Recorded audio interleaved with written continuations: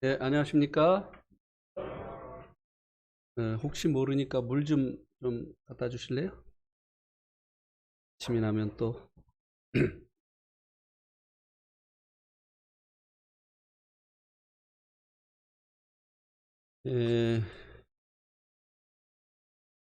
에, 아브라함과 하나님께서 언약을 맺으시고, 어, 이제 그 재물들을 반으로 갈라 놓으라고 하시고 나서, 하나님만 지나가셨죠. 횃불 그 모습으로 나타나셔서 아브라함은 안 지나갔습니다. 왜 그랬을까요? 아브라함 죽으니까. 약속 못 지켜서. 예, 예. 하나님 약속하셨는데 아브라함이 계속 그 약속을 못 믿었잖아요. 그죠? 예. 그래서 뭐 그 하갈을 들여서 하갈에게서 난 이스마엘을 상속자로 해줘라. 그리고 또 하나님께서 약속하신 대로 그 자녀를 주시겠다고 했을 때 아브라함이 웃었습니다. 또 사라도 웃었죠. 만약에 아브라함도 약속을 지키겠다고 못 지키면 이 재물들이 둘로 갈라진 것처럼 저도 죽음으로 그 대가를 치르겠습니다 라고 했다면 아브라함 죽었죠. 예. 인도 사람하고 그 중국 사람만 그런 게 아니라요. 우리가 다 그렇습니다. 예.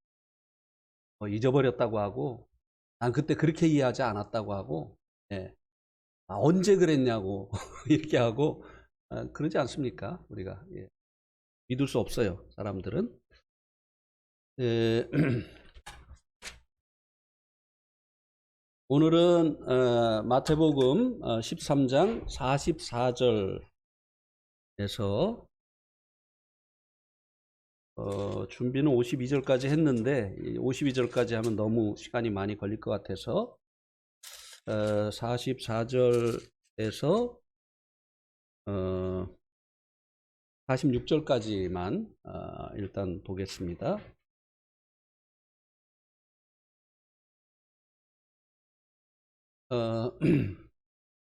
44절은 형제님들이 읽어주시고 45절은 자매님들이 읽어주시고 46절은 다 같이 읽겠습니다.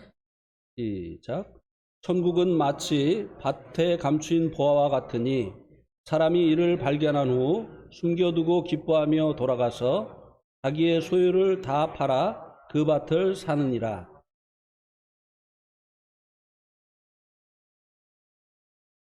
극히 값진 진주 하나를 발견하며 가서 자기의 소유를 다 팔아 그 진주를 사느니라. 예. 오늘 이 본문 말씀에는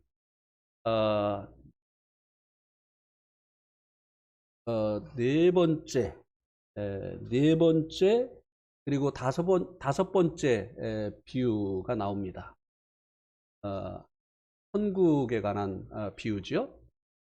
마태복음 13장에 천국에 관한 7가지의 비유가 나오는데요. 첫 번째 비유는 씨 뿌리는 자의 비유지요. 그래서 이제 씨 뿌리는 자에게 4가지 밭이 등장을 하는데요. 이 4가지 밭 중에 옥토밭, 잘 기경이 된 옥토밭만이 천국에 해당을 합니다. 그리고 이 씨 뿌리는 자의 이 비유를 통해서는 이 하늘 왕국이 이 땅에 어떻게 이루어지느냐를 말씀을 해주고 있는데요. 그것은 씨, 곧 하나님의 말씀을 사람들에게 전함으로 인해서 하늘 왕국이 이 땅에 이루어진다고 하는 것을 보여주고 있는 것이고요. 그 다음에 이제 두 번째, 세 번째, 네 번째는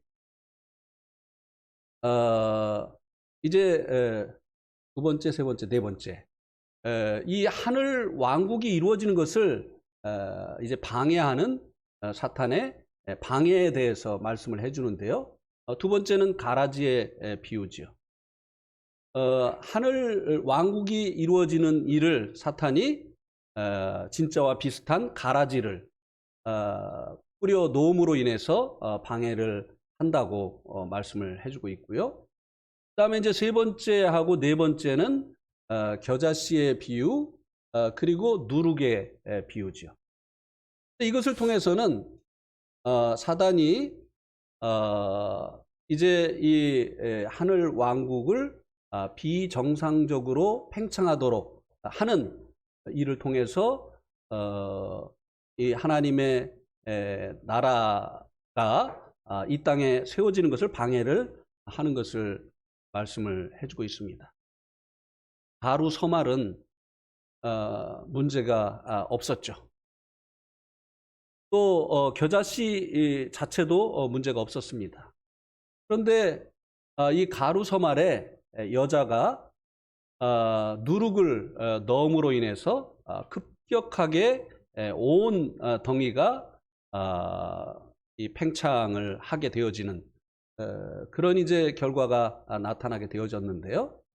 누룩은 성경에서 좋은 것을 상징하지 아니하고 악한 것을 상징하는데, 기독교가 정상적인 방법이 아닌 하나님의 말씀을 통해서가 아닌 다른 이 방법으로 다른 복음, 그리고 이제 사람의 그 방법, 이런 것들로 인해서 기독교가 이제 팽창하는 것에 대해서 말씀을 해주었습니다. 이제 다섯 번째, 여섯 번째 비유가 오늘 본문 말씀 속에 나타나 있습니다. 근데 이제 자매님들에게 이제 지난번 말씀을 듣고 기존의 이 비유에 대한 생각과 말씀을 듣고 나서 가진 생각이 동일하냐 다르냐 이렇게 이제 물어봤더니 그걸 말하기가 굉장히 힘든가 봐요. 자매님들이 달랐다 이렇게 하든지, 아니면 내가 가지고 있던 생각과 말씀이 동일했다 이렇게 대답을 하면 좋은데 말이 많아요. 그래서 제가 계속 질문을 했어요. 다르냐 똑같냐? 그러니까 이제 몇 번 질문을 하니까 달랐습니다라고 이제 대답을 했어요. 다르다는 의미는 뭔가 하면 정상적으로 기독교가 복음에 의해서 팽창하는 것으로 그렇게 이 비유를 보았다는 것입니다. 그런데 말씀을 듣고 나니 기독교가 정상적으로 팽창한 것이 아니라 잘못된 방법으로 팽창한 것에 대해서 말씀해 주고 있다고 하는 것을 이번에 이제 들었습니다. 오늘 이 두 가지 이제 다섯 번째, 여섯 번째 비유도요. 어쩌면 여러분들이 지금까지 가지고 있는 이 비유에 대한 그 생각과 다를 수가 있습니다. 그러나 정말 이 비유에서 말씀해 주고 있는 바가 무엇인지 우리가 성경을 통해서 살펴보아야만 되겠습니다. 이 일곱 가지의 그 비유가 다 천국에 관한 비유입니다. 그러나 긍정적인 하늘 왕국이 이 땅에 이루어진 긍정적인 것만을 얘기해 주고 있는 것이 아니라고 하는 것을 우리가 앞에 있는 이 비유들을 통해서 보았습니다. 그러나 이제 오늘 보게 되어질 다섯 번째 밭에 감추인 보화의 비유, 그리고 여섯 번째 진주장사의 이 비유는 천국의 긍정적인 면을 말씀을 해주고 있습니다. 하늘 왕국이 이 땅에 이루어진 이 긍정적인 면을 말씀을 해주고 있는데요. 여기에 나온 모든 비유가 이제 천국에 관한 비유이지만 각각 다른 시대에 하늘 왕국이 이 땅에 이루어진 것에 대한 비유라고 하는 것입니다. 특별히 지금이 이제 은혜 시대이고 또 이제 교회 시대인데요. 이 교회도 하늘 왕국이 땅에 이루어진 하나의 모형입니다. 그러나 여기서 말씀해주고 있는 이 천국의 비유에서 말씀해주고 있는 이 천국이 교회다라고 말씀을 드릴 수는 없습니다. 왜냐하면 교회 시대 이전에도 이 하늘 왕국이 이 땅에 있었고, 또 교회 시대 이후에도 또 하늘 왕국이 이 땅에 있게 되어질 것이기 때문에 그렇습니다.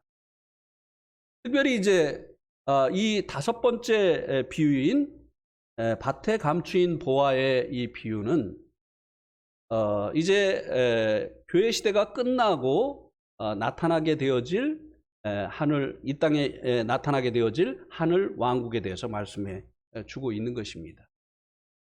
그리고 이제 이 진주장사의 이 비유는 이 교회를 통해서 나타나게 되어지는 하늘 왕국에 대해서 말씀을 해주고 있는 것입니다.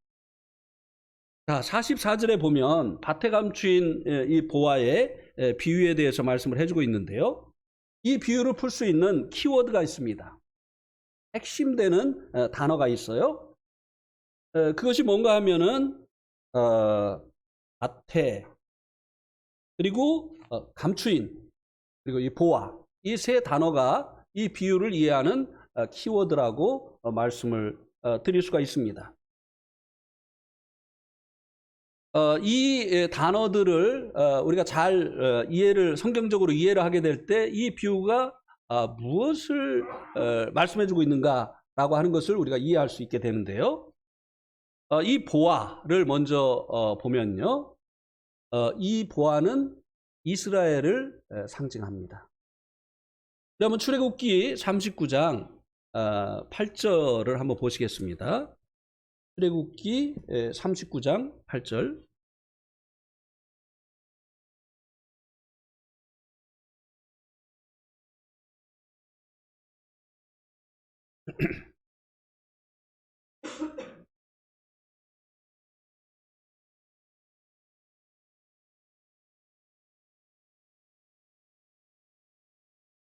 제가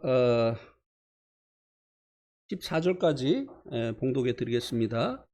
출애굽기 39장 8절에 보면 그가 또 흉패를 정교하게 짜되 에봇과 같은 모양으로 금실과 청색, 자색, 홍색 실과 가늘게 꼰 배실로 하였으니 그것의 길이가 한 뼘, 너비가 한 뼘으로 네모 반듯하고 두 겹이며 그것에 네 줄 보석을 물렸으니 곧 홍보석, 황보석, 녹주옥이 첫 줄이요. 둘째 줄은 석류석, 남보석, 홍만호요. 셋째 줄은 호박, 백만호, 자수정이요. 넷째 줄은 녹보석, 호만호, 벼국이라.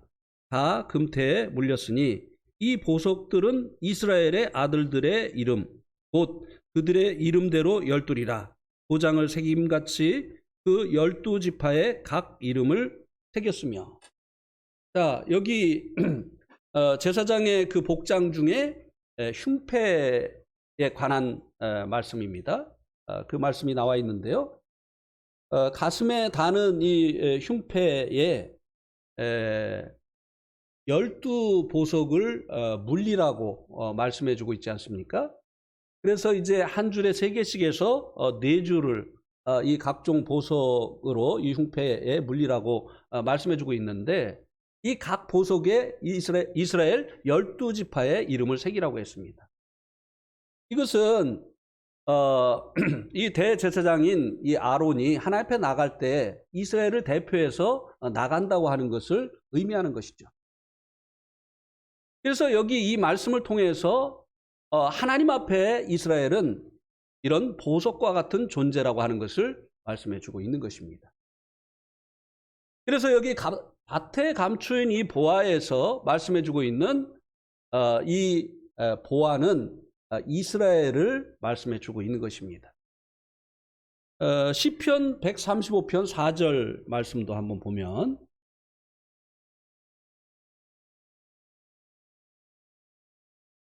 시편 135편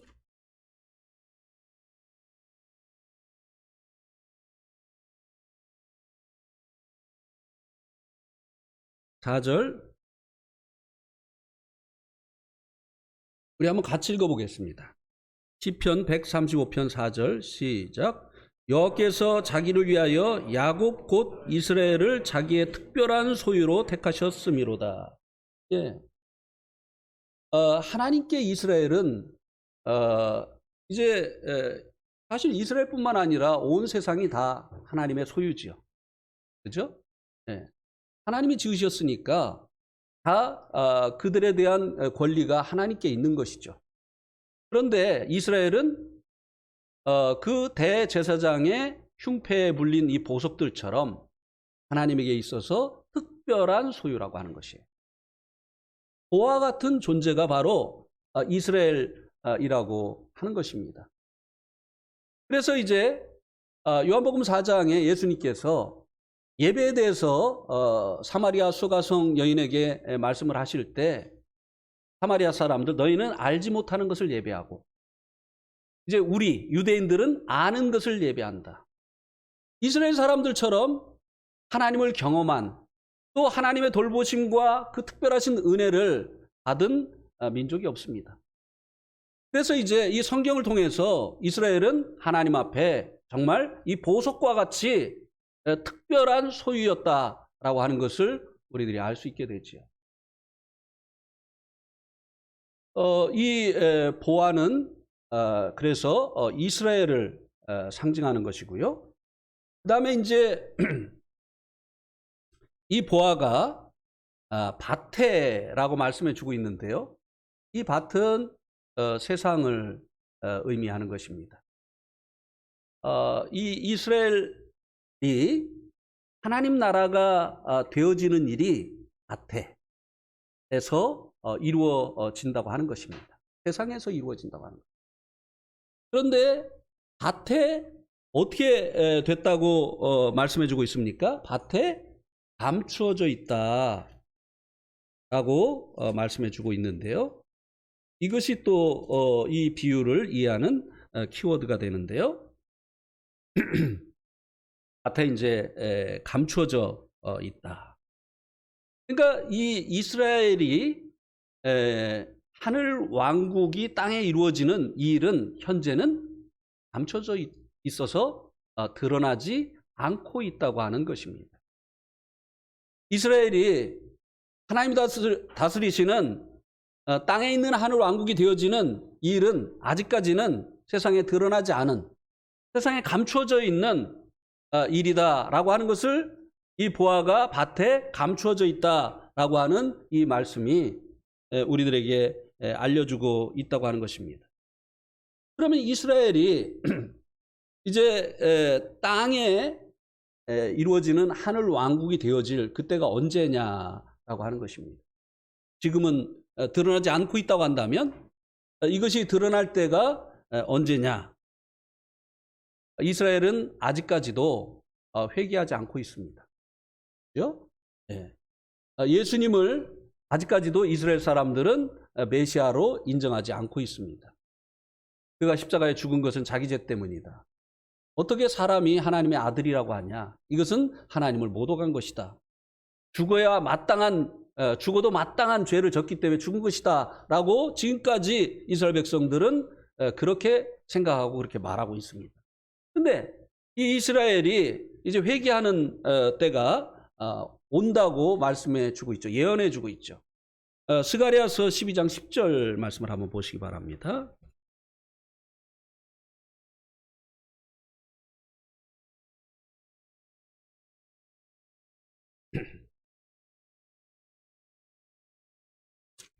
스가랴서 12장 10절.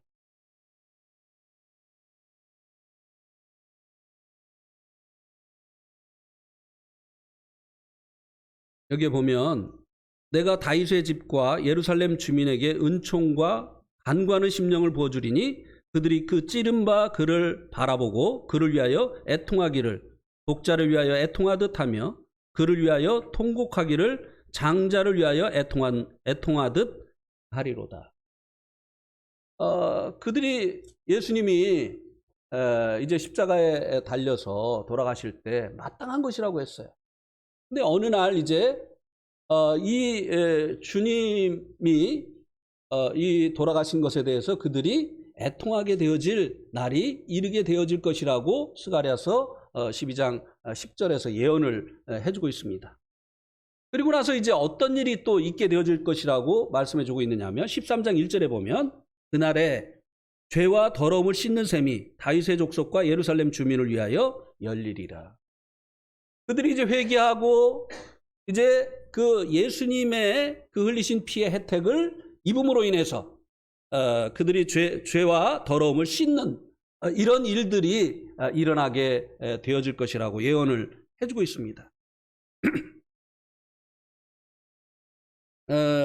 그리고 이제 14장 3절에 보면 14장 3절에 보면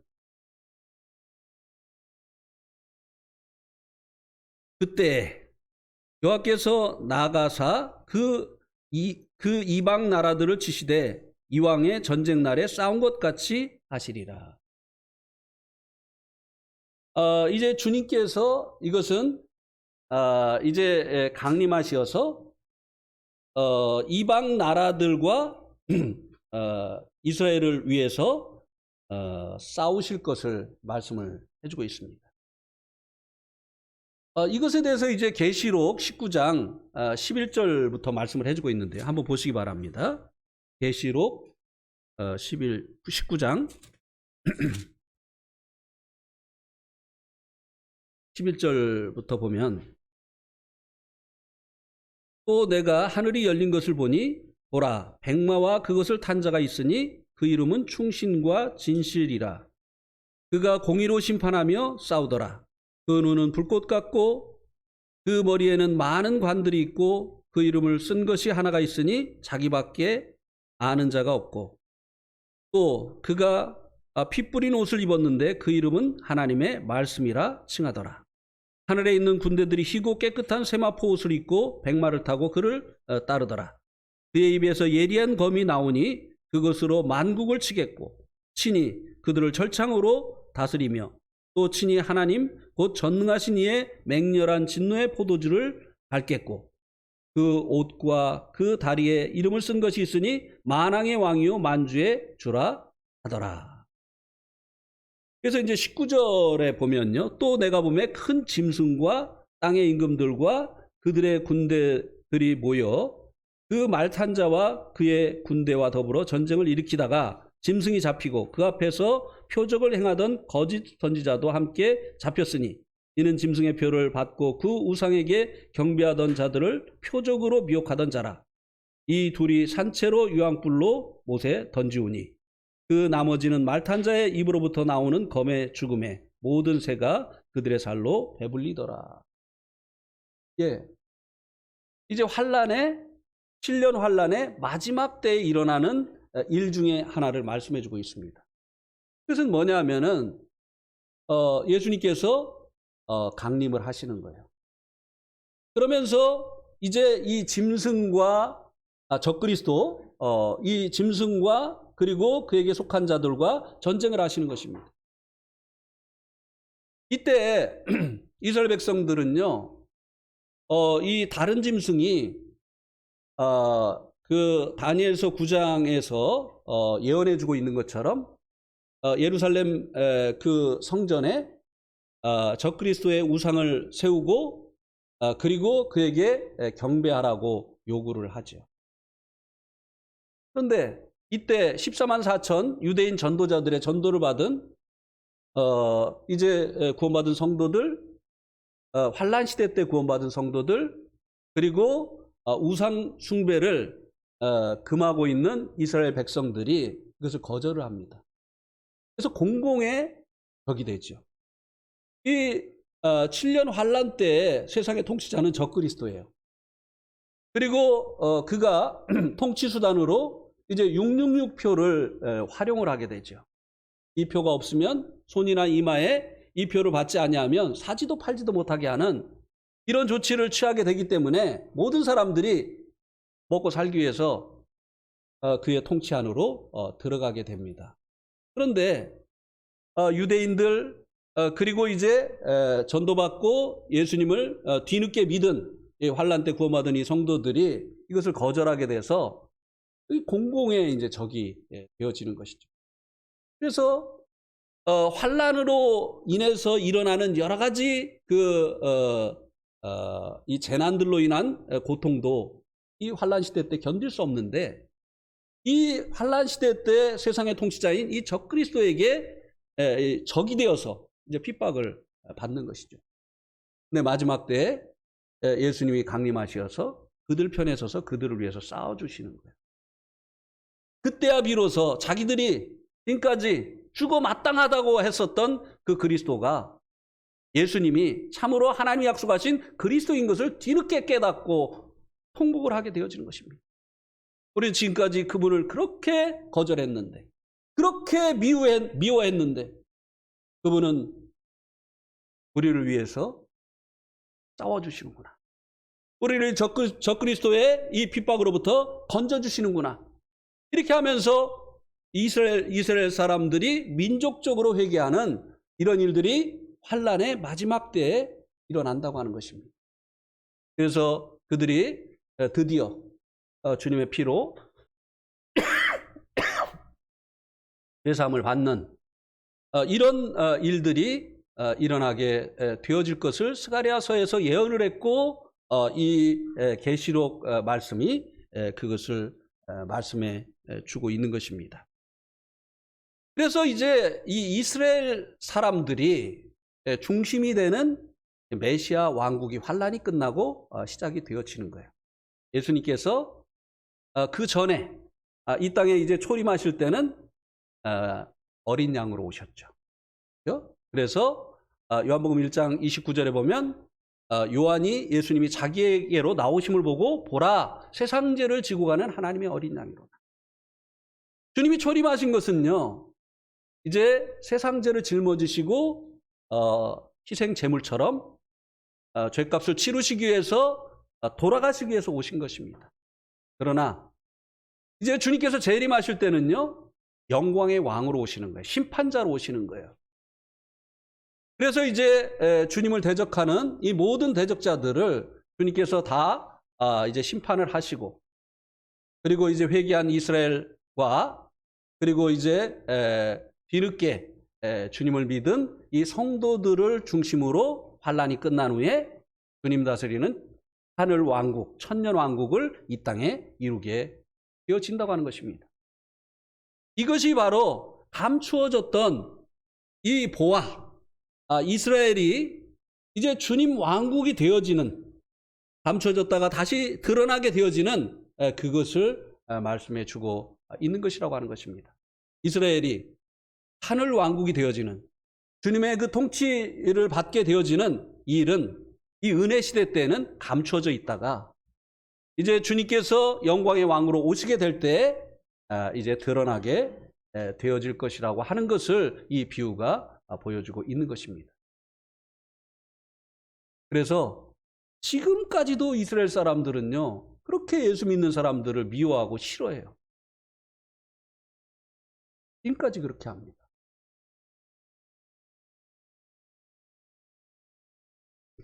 그 다음에 이제 45절에서 46절에서는 진주 장사에 그러면 한 가지를 빼놨네요. 요거를 하고 넘어가야 되겠습니다. 44절에서 이 밭에 감추인 이 보화를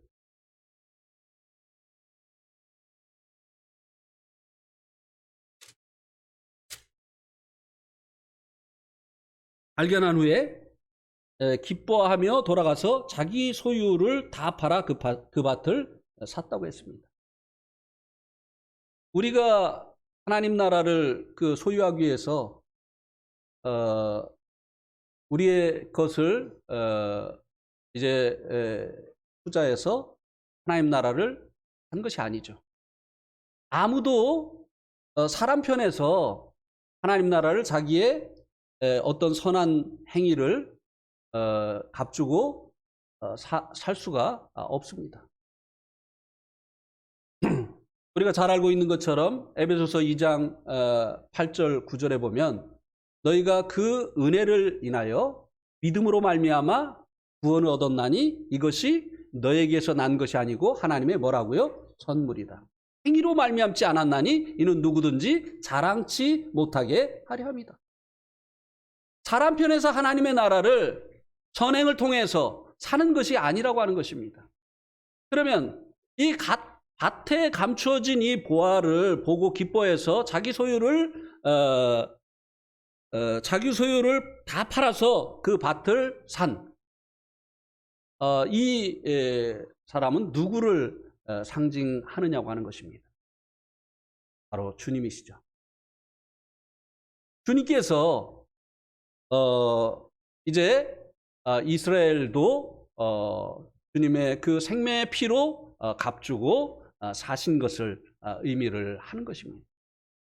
그런데 이 보화보다 많은 값을 지불하셨어요. 보화만 산 게 아니라 그 밭을 다 사셨고, 그리고 그 밭값을 다 지불을 했다고 말씀해 주고 있습니다. 그래서 성경은 요한일서 2장 2절에 한번 보면요. 요한일서 2장 2절에 보면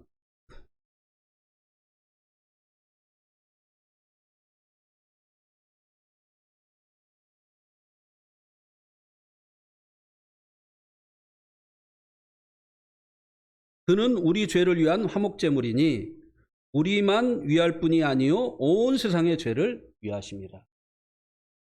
예.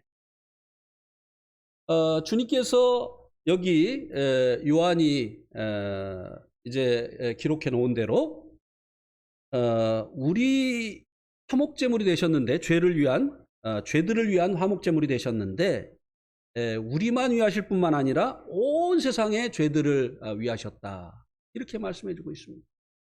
이 밭은 세상을 의미하잖아요. 사실은 이 보화만을 위해서 값을 지불해야 되는데 그 값을 온 세상을 위해서 주님께서 지불을 하셨다고 하는 것입니다. 왜요? 그분은 은혜의 하나님이시기 때문에.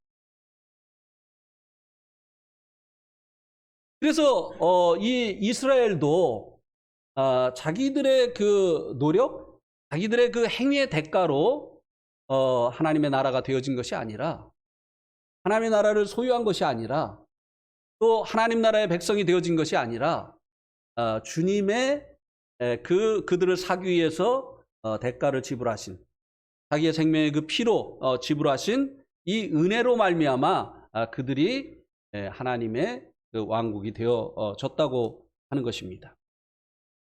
그 다음에 이제 45절과 46절에서는 진주장사의 비유를 말씀해 주고 있는데요. 이 진주장사의 비유를 이해하는 그 키워드는 뭐겠습니까? 이 진주장사의 비유를 이해할 수 있는 키워드 뭘까요? 예, 진주입니다. 진주. 진주장사가 자기의 소유를 다 팔아서 이 극히 값진 진주를 샀다고 했는데요. 이 진주는 교회입니다. 이 세상에 이스라엘은 밭에 감추어진 보화였다고 한다면 이 진주는 이 세상에 드러난 하나님 나라인 이 교회를 말씀해 주고 있는 것이라고 하는 것입니다. 교회는 은혜 시대 때 나타난 하나님 나라죠. 하늘 왕국이죠. 주님의 초림부터 주님이 재림하실 때까지 이 땅에 나타난 하나님의 나라가 바로 이 교회라고 하는 것입니다. 그런데 이 교회는 이제 성도들의 모임이잖아요. 그죠? 예. 근데 왜 이렇게 조퇴한 사람이 많죠? 감내원. 이 중요한 말씀을 들어야 되는데 예, 나중에 물어보면 이제 다른 얘기예요. 그러니까 열심히 해가지고 하나님 나라 이제 샀다고 이제 대가를 지불하고 막.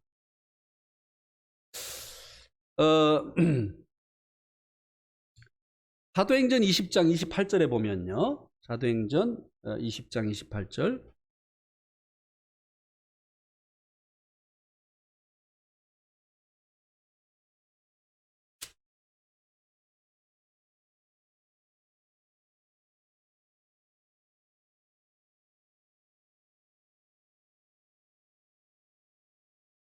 여러분은 자기를 위하여 또는 온 양떼를 위하여 삼가라. 성령이 그들 가운데 여러분을 감독자로 삼고 하나님이 자기 피로 사신 교회를 보살피게 하셨느니라.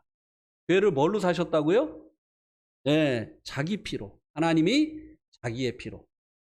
구체적으로 하나님이 이제 교회를 사시기 위해서 지불하신 이 피는 누구의 피죠? 예, 우리의 죄를 영원히 속죄해 주시기 위해서 흘려주신 예수님의 피죠. 그래서 이 진주장사가 이 극히 값진 진주를 사기 위해서 이제 자기 소유를 다 팔아가지고 이제 그 값을 지불했다고 했는데요. 바로 예수님께서 자기의 생명의 피를 값으로 치르시고 교회의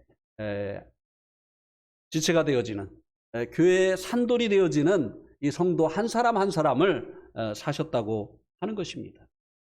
그래서 여기 사도행전 20장 28절에 하나님이 자기 피로 사신 교회다 이렇게 말씀을 해주고 있죠. 자기 행위로 주님을 산 자들이 아니라 주님께서 피로 구속하신 자들을 말씀해 주고 있는 것이죠. 그런데 이 진주는요, 진주가 어떻게 생기느냐면요, 이 조개에 이물질이 이제 들어가게 됩니다. 그러면 이제 주로 이제 돌이나 이제 모래지요. 이런 것이 이제 조개의 살로 파고들면은 조개의 그 살에 상처가 나게 되죠. 그럼 이 조개가 이제 아프니까 계속 그 분비물을 뿜어내는 거예요. 그래서 이 조개 살로 파고 들어간 그 돌에 이 분비물이 계속 뭉치면서 나중에 이것이 이제 진주가 되어지는 것이죠. 진주가 되어지기 위해서 이 조개가 자기 몸에 상처를 내게 되어지고, 그리고 그 분비물을 통해서 분비물을 내뿜는 이와 같은 일을 해야만 된다고 하는 것입니다. 그래서 이것은 우리들이 진주와 같은 주님에게 이 진주와 같은 이 교회가 되게 하기 위해서 주님께서 그 몸에 상처를 받으신, 십자가에서 피 흘려 돌아가신, 채찍에 맞으시고 못 박히시고 상에 찔리시고 하시면서 피 흘려 돌아가신 이 주님의 희생을 말씀해 주고 있는 것이라고 하는 것입니다. 그리고 이 진주는 바다에서 나오죠. 그렇죠? 이 바다는 계시록에 보면 이 적그리스도도 어디에서 나온다고 말씀해 주고 있습니까? 계시록 13장에 보면 바다에서 나옵니다. 볼까요? 한번 계시록 13장.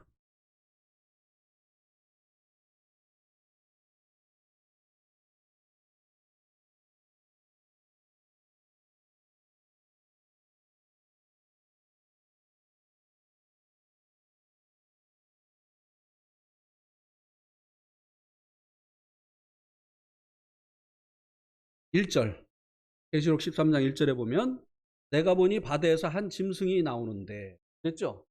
이 적그리스도도 어디서 나와요? 바다에서 나와요. 그러면 이제 이런 것들은 이제 적그리스도가 바다에서 나온다. 그럼 무슨 섬나라에서 적그리스도가 나오나? 섬은 바다가 아니죠. 섬은 땅이에요.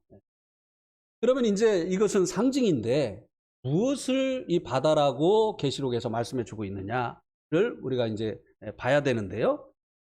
계시록 17장 15절에 보면 이 바다가 무엇을 말씀해 주는지 말씀해 주고 있습니다.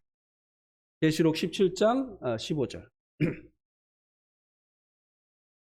또 천사가 내게 말하되 내가 본 바 음녀가 앉은 많은 물은 백성과 무리와 열국과 방언들이라. 예, 이 많은 물, 바다보다 많은 물이 있는 데가 없죠. 이 바다가 상징하는 것은요, 여기 열국들, 이 만 백성을 말씀해 주고 있는 것입니다. 유대인들이 이제 자신들에게 먼저 하나님께서 구원자를 보내어 주셨잖아요. 그런데 자기 백성에게 오매 자기 백성이 영접지 아니하였다고 했습니다. 그래서 이제 이 구원자 되시는 이 구원자를 얻을 수 있는 이 기회가 이방인들에게 이 열국으로 넘어가지 않았습니까? 그래서 이 교회는 이방인들이 예수님을 믿고 이루어진다고 하는 것을 이 진주를 바다에서 얻는 것을 통해서 말씀해 주고 있다고 하는 것입니다. 이 은혜 시대 때 나타나는 이 하늘 왕국, 이것은 이제 이방 나라들에서 구원받은 성도들로 인해서 이루어지는 이 교회를 말씀해 주고 있는 것이라고 하는 것입니다. 이 진주를 얻기 위해서 이 진주장사가 자기의 그 모든 소유를 역시 팔았다고 말씀해 주고 있는데요. 주님께서 진주 되어진 이 성도들을 얻기 위해서 하늘의 영광을 포기하셨지 않습니까? 그리고 주님께서 사람이 되셨어요. 여러분, 여러분이 여러분의 그 사시는 환경이 점점 나아지기를 원하십니까? 아니면 퇴보하기를 원하십니까? 그죠? 그래서 더 나아지기를 원하기 때문에 선교하는 것을 그렇게 어려워하는 거예요. 그죠? 네. 잘 사는 나라에서 못 사는 나라로 가면 너무 힘든 거죠. 우리는 점점 우리의 환경이 나아지기를 원하는데 선교지로 가면 갑자기 조선시대로 가잖아요. 막 그냥 1900년대 초로 막 가잖아요. 근데 예수님께서 하나님이 사람이 되신 것을 한번 생각해 보시라고 하는 겁니다. 주님께서 모든 진주장사가 모든 자기의 소유를 이제 다 판 것처럼 주님께서 우리를 이 진주와 같은 이제 귀한 이 교회가 되기 위해서 주님께서 이 지불하신 그 대가를 생각해 보라고 하는 것입니다. 하나님이신 그분이 사람이 되셨어요. 여러분, 주님을 위해서는 몸이 필요가 없습니다. 히브리서 10장에 보면 주님을 위해서 한 몸이 예비됐다고 했어요. 한 몸이. 주님을 위해서 몸이 왜 필요합니까? 사실 이 몸이 참 문제거든요. 이 몸이. 이 몸 때문에 우리가 일해야 되고, 몸 때문에 병원 가야 되고, 이 몸 때문에요. 우리가 참 여러 가지 어려움을 겪습니다. 제가 네팔에서 뭐 명절이 다가온다든지 아니면 이제 몸이 아프다든지 그러면은 마음이요 한국으로 와요. 정말 그럴 때 한국이 그립습니다. 성도들이 그리워요. 또 부모님이 보고 싶어요. 마음은 와 있는데 한국으로 와 있는데 뭐 때문에 제가 못 오죠? 몸 때문에. 이 몸 때문에. 이 몸 때문에 비행기표도 끊어야 되고 또 비행기표 끊기 위해서 돈이 필요하고 이 몸이 문제예요. 그런데 이 영이신 그분이 몸이 필요 없으신 그분이 우리를 사기 위해서 우리를 이제 이 진주가 되게 하기 위해서 그분이 인자가 되셨습니다. 사람의 아들이 되셨어요. 하나님께서 이제 이 일을 위해서 한 몸을 예비하셨는데 주님께서 그것을 받으셨다고 하는 것입니다.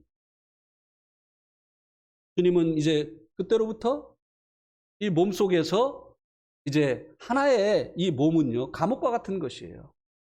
우리가 이제 부활의 몸을 받게 주님과 같은 그 몸을 받게 되어지면요 시간 공간의 제약을 받지 않게 됩니다. 주님이 부활하신 후에 이제 제자들이 문을 닫고 모여 있는데 문을 열고 들어오셨습니까? 그냥 들어오셨어요. 그리고 여기에 나타나셨던 주님이 바로 저기에 또 나타나시거든요. 이 부활의 몸은 시간과 공간의 제약을 받지 않아요. 그런데 주님이 이 제약받는 이 몸을 가지시고 이 땅에 오셨다고 하는 것입니다. 그리고 이제 아버지의 그 뜻을 이루시기 위해서 그 생명을 포기하시는 이와 같은 고난을 받으셨다고 하는 것입니다.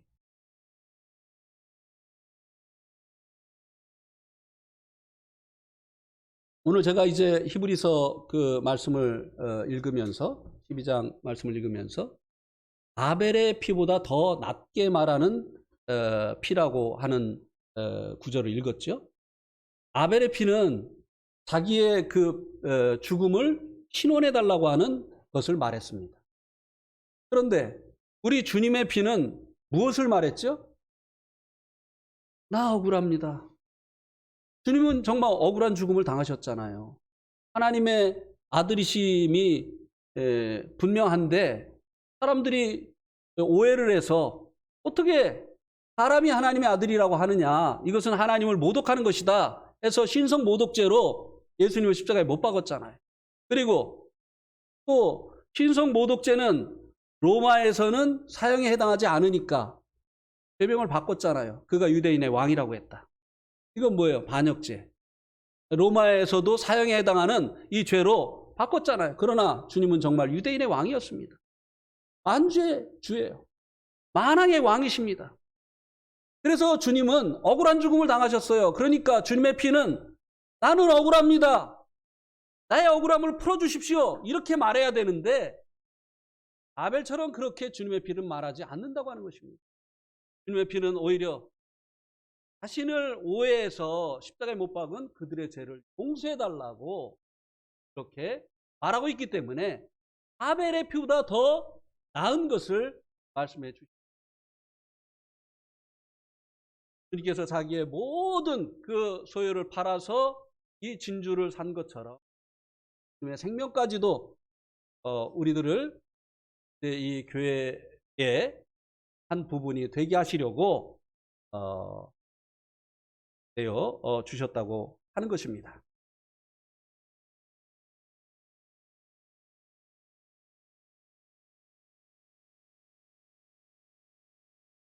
그렇다고 한다면 이제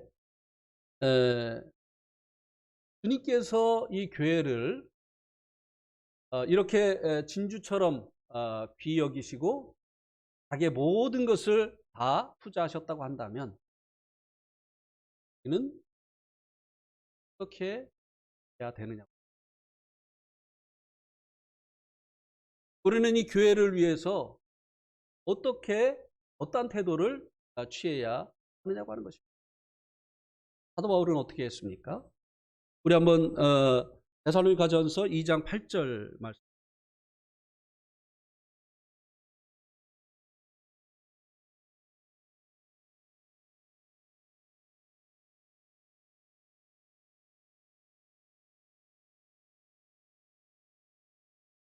데살로니가 2장 8절에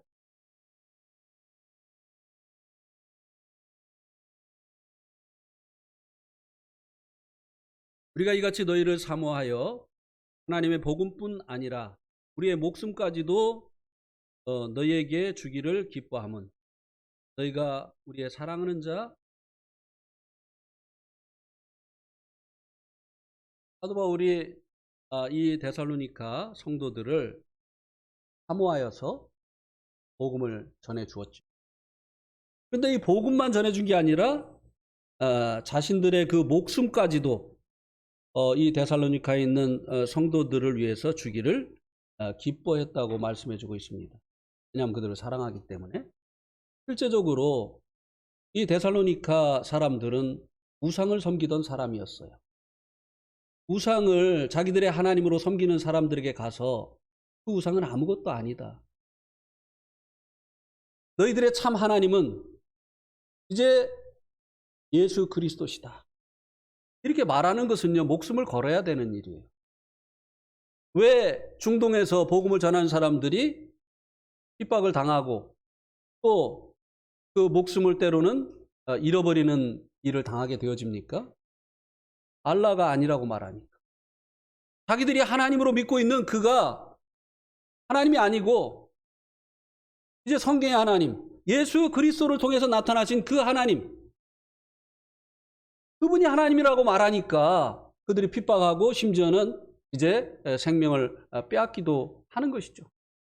그래서 사도 바울은 실제적으로 복음을 주었을 뿐만 아니라 자기의 이 생명까지도 이 데살로니카에 있는 이 사람들이 주님을 믿고 이제 구원받고 주님의 교회가 되어지는 일을 위해서 기꺼이 내어주기를 기뻐했다고 말씀해 주고, 우리가 구원을 은혜로 받지만 이 은혜의 복음이 전해지는 일을 위해서는 우리가 복음과 함께 고난을 내야만 됩니다. 복음은 어디 가든지 핍박을 받았어요. 반대를 받았어요. 하나님께서요, 이 교회를 이루시기 위해서 그 아들을 피 흘려 돌아가시게 하셨는데요, 이거로 다 되는 게 아닙니다. 이 복음이 전해지고 사람들이 이 복음을 듣고 주님을 믿어야만 그들이 구원받고 이 진주와 같은 이 교회가 있다고 하는 것입니다. 그래서 이 사도 바울과 같은 이런 하나님의 일꾼들이 나는 심었고 아볼로는 물 주었을 때 오직 자라나게 하시는 이는 하나님이시다. 고린도전서 3장 5절에서 이렇게 말씀해 주고 있지 않습니까? 하나님의 이 교회가 이루어지는 이 일을 위해서요, 하나님이 하나님의 일을 하시지만 하나님은 사람을 통해서 일하신다고 하는 것입니다. 우리도 복음을 전할 뿐만 아니라 이 하나님 나라가 이루어지고 확장되어지는 이와 같은 일을 위해서 우리들이 하나님께 부름받은 기업이라고 하는 이 사실을 기억하면서 우리들의 시간, 우리들의 재능, 우리들의 물질, 그리고 하나님께서 우리들에게 주신 이 은사, 이런 것들을 투자를 해야 된다고 하는 것입니다. 힘지 않으면 거둘 수가 없어요. 눈물을 흘리며 씨를 뿌리는 자가 기쁨으로 단을 거두게 된다고 말씀해 주고 있지 않습니까? 이 진주장사의 이 비유를 통해서 우리는 하나님의 이 왕국을 위해서 어떠한 삶을 살아야 되느냐를 우리들에게 교훈을 해주시고 있습니다. 오늘 말씀 여기까지 드리도록 하겠습니다.